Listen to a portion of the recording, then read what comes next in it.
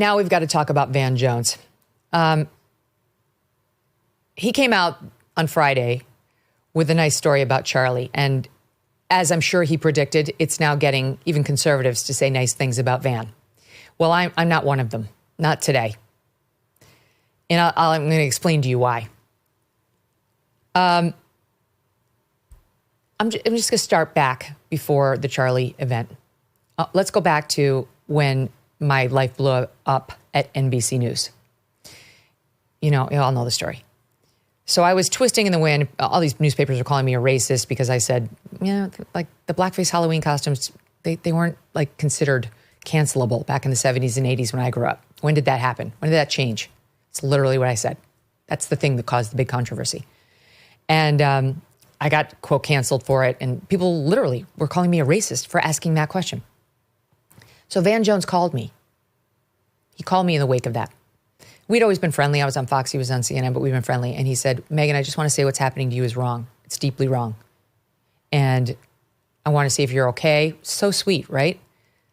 Extra touching because this is a black man in media. And so he gets it. And he and I had lunch. I don't know, like we knew each other. Like we're friendly, if not true friends. And I was like, Van, this is so sweet. I really appreciate it. And he said, is there anything I can do for you? And I said, well, if you'd write an op-ed or an opinion or say something publicly, that would definitely be helpful. And he's like, I'll do it. I'm like, wow. And I remember feeling actually relieved because I had very few defenders, if any. I had a couple on the right, but nobody on the left. And like a week went by and he hadn't done it. I'm like, I was dealing with a lot at the time. He wasn't at the forethought of my mind, but I did realize it would be a helpful thing to have come out. And I followed back up with him, saying, just checking on whether that's happening. And he said, so sorry, but I changed my mind. I can't do it because I recently did a thing with Jared Kushner, and now I'm getting death threats. And the FBI says I really shouldn't put myself back out there because I'm getting these death threats now. And so I can't say anything on your behalf. Okay. It's whatever. I said, no problem. Totally get it. No worries. Goodbye. Wasn't expecting anything from him in the first place. It was his offer. It was his to withdraw. But that is one of the reasons why what he's doing now around Charlie really stood out to me. So what did Van Jones do around the Charlie Kirk story? The Monday before Charlie was killed, which was the Wednesday, September 10th. So this is the Monday, the 8th. Van Jones went on CNN and attacked Charlie Kirk. He attacked him because Charlie had suggested that there was a racial motive, at least in part, in the slaying of Irina Zaratska on the light rail train in North Carolina. And the reason Charlie said that is because it had broken in the news that day that the murderer, who is black and Irina was white, said, I got that white girl. I got that white girl. It's on tape. And either Van hadn't done his homework or ignored it, if he did know about it, or stupidly wrote it off as meaningless. Either way, Van went on CNN that Monday night, 2 days before Charlie was killed, and attacked Charlie as a racist for concluding race may have played a factor in this murder. And here's what Van said. Charlie Kirk to say, we know he did it because she's white, when there's no evidence of that. It's just pure race mongering, hate mongering. It's wrong. Then he says that if something like that had happened the other way, there'd be sweeping changes imposed on society. Where is the George Floyd Policing Act? It didn't pass. That we don't know how to deal with people who were hurting in the way this man was hurting. Hurt people. What happened was horrible. Someone like Charlie Kirk, he should be ashamed of himself. No one mentioned the word race, white, black, or anything except him. Okay, so that was factually erroneous, and it was a smear. It was defamatory of Charlie Kirk.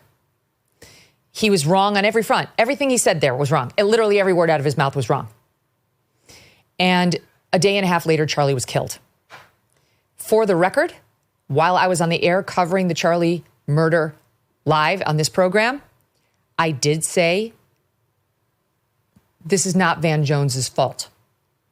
I was sure to point that out, and I maintain that position now. I do not believe Van Jones caused Charlie Kirk to get shot, but I do believe the collective leftist messaging around prominent right-wing figures is endangering them.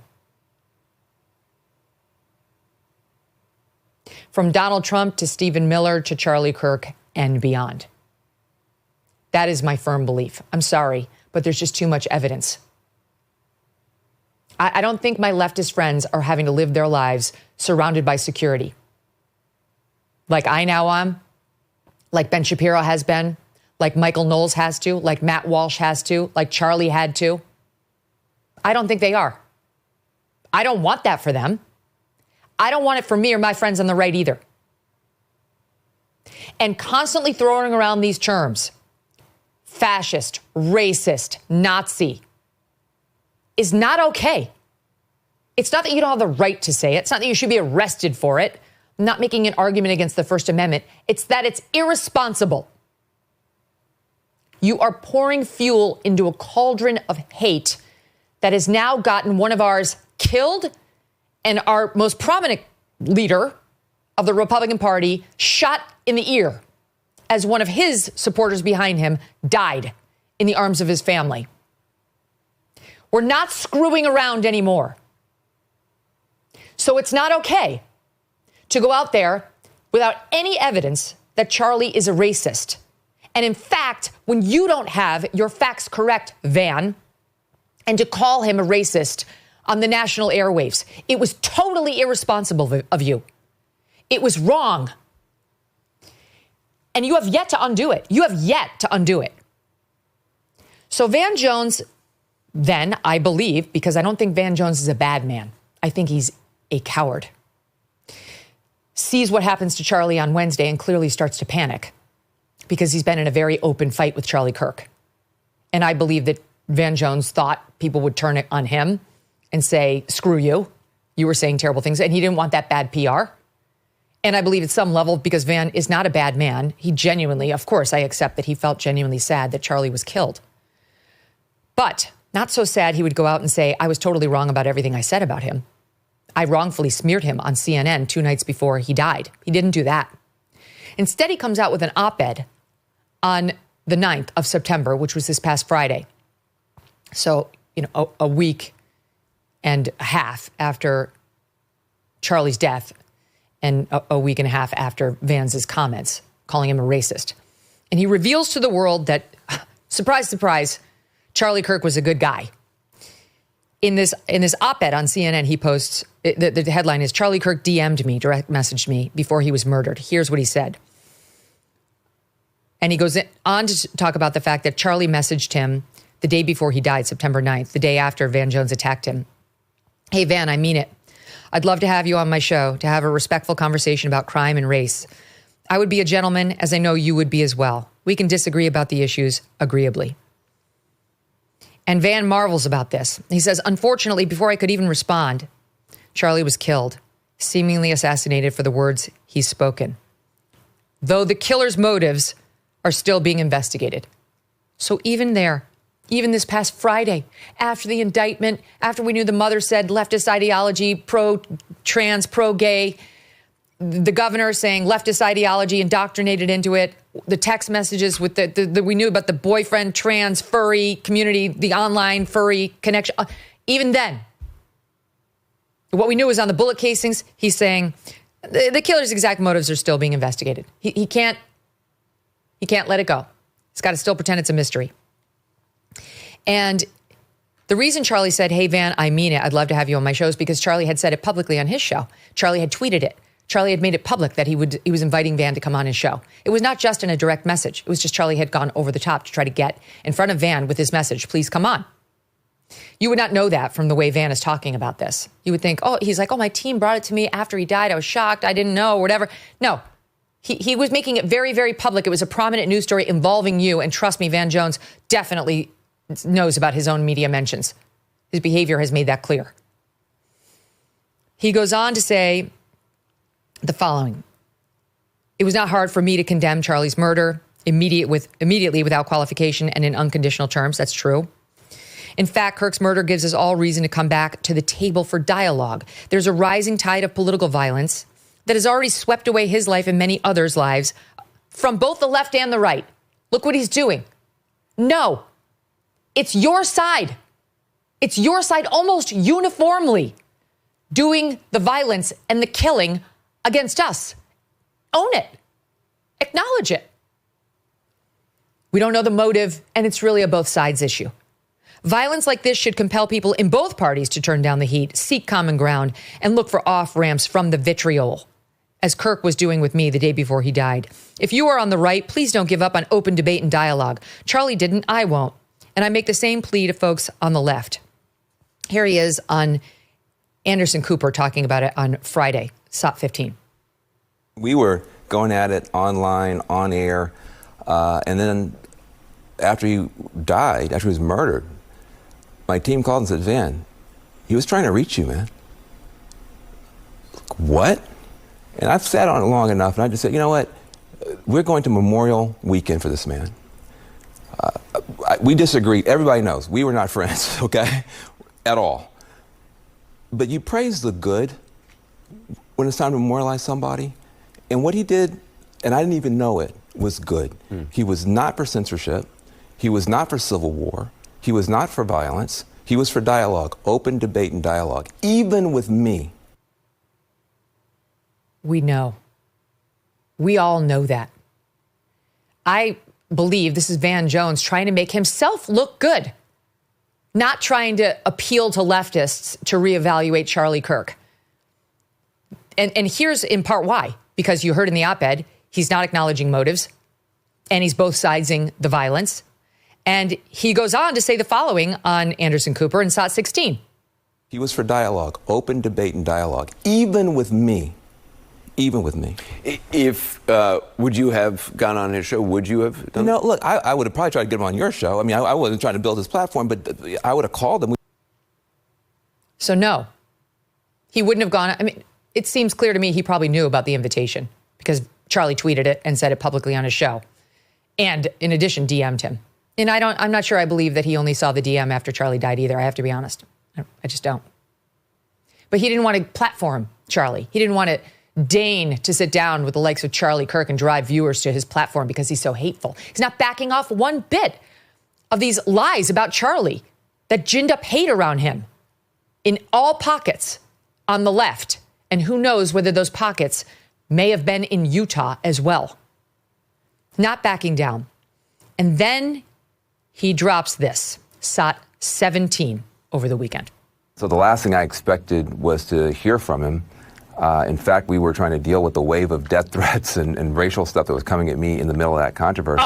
Look, I was the recipient myself of pretty caustic language from Charlie Kirk. And unfortunately, a lot of his followers were even worse than that, frankly, much worse, including racist death threats. I'm infuriated by that. So that, now you see why I told you the earlier story. He couldn't, behind the scenes to me, I got your back. You did nothing wrong. This is so deeply wrong, what's happening to you. And I'm going to do something. I'm going to stand up. And then, I can't because I'm getting death threats. I'm getting racist death threats. So I can't. Sorry. And now he calls Charlie a racist a day and a half before Charlie is assassinated by somebody said he's too full of hate. Some hate can't be negotiated out. And he says, I was the victim. I was getting death threats. That's why I couldn't, I was getting death threats because of him and his supporters. This whole thing is bullshit. Let me give you a lesson, Van, okay? You needed, forget my circumstance. What you should have done with me is say nothing or don't volunteer to do anything. And don't try to lie about your alleged death threats. And what death threats, by the way? What are the death threats? Because literally, if you're in media, you get these every day on your tweets. I mean, if you scrolled any controversial tweet I've ever sent out, you will see a few on there who threaten to rape and kill. I'm sorry, it's part of being a public figure. So what death threats exactly? Then there are other death threats that come that rise to another level where you actually have to get security involved and chase down the person who's threatening you and figure out whether they've got the means, whether they've got the location, and so on. There's a whole security ladder that you have to go through. What are you talking about? Because I don't believe you. I don't believe you had anything more than some negative Twitter mentions. This is like his tool that he goes to. Death threats against me. I'm the victim. Death threats so I can't do the op-ed. Sorry, but I want to look like a good guy. Death threats against, because of what Charlie said about me. No, you are the offender. You are the one who called him a racist, totally unjustified on CNN, and didn't have the guts to take it down, take it back, and correct it when you knew it was untrue. You had made the mistake. And now you want credit for telling us that he invited you on his show, that he was a gentleman, that he actually did want dialogue, that he, unlike you, was not behaving fraudulently. But you also want us to know that his people are all racists who are giving you racist death threats after you unjustifiably called Charlie a racist. I'm done. I'm sorry. This is why how do we deal with that? How do we do what he said? Oh, we got to go forward together in his little op-ed, all this stuff. Oh, we don't give up on open debate and dialogue. Turn down the heat, seek common ground, look for off-ramps. That's what Charlie did. You called him a racist? And now you're out there today saying, oh, his supporters saying me, I'm the victim. Racist death threats. Don't you think Charlie got? I think Charlie got the death threats, one of which came true. That's really the only issue. I'm just like, you're not the victim. Be bold. Say what you actually mean. When you screw it up, apologize and take it back like a man. And don't fall back on alleged death threats, which is your go-to, to excuse your own terrible behavior. That's what you're doing. It's infuriating. And it's part of like an ongoing thing on the left. Just this morning on the New York Times' The Daily podcast, which you guys know I listen to, so you don't have to. Listen to how they ended it. It was all about Charlie's memorial. Listen to the note on which they ended this story. There are many people who feel like his assassination marks a kind of turning point, that it has to have changed something. Mm-hmm. I mean, we heard over and over, one thing that really won't change is Turning Point USA, except it'll be bigger and better than before. But basically, we'll continue Charlie's work. But then what does? We seem, at least, and this is not nothing, in the 11 days since Kirk's assassination, there has not been this roiling violence from the right. But is there going to be an agreement that that is not the way? What? In the 11 days since Charlie was assassinated, there hasn't been roiling violence from the right. But we're going to have to wait to see if this is the way. What are you saying? You guys committed the violence. You did it. This was leftist violence. Leftist. Get it straight. What do you mean there's been no roiling right? Of course there hasn't. Of course. The rewriting of this whole narrative it has such gall. The unmitigated gall. And it's all hashtag part of the problem. When inflation jumps, when you hear the national debt is over $37 trillion, do you ever think maybe now would be a good time to buy some gold? Well, it would be. Whether as a hedge against inflation, peace of mind during global instability, or just for sensible diversification, Birch Gold Group believes every American should own physical gold. So they created something special. And through September 30th, if you're a first-time gold buyer, Birch Gold is going to offer you a rebate of up to $10,000 in free metals on qualifying purchases. To claim eligibility and start the process, request an info kit just right now. Text MK to the number 989898. Plus, Birch Gold can help you roll an existing IRA or 401k into one in gold. And you're still eligible for a rebate and free metals of up to $10,000. Make right now your first time to buy gold and take advantage of a rebate of up to $10,000 when you buy by September 30th. Text MK to the number 989898 to claim your eligibility and get your free info kit now. Thanks so much for watching. If you like what you just saw, hit the subscribe button for more clips and full episodes.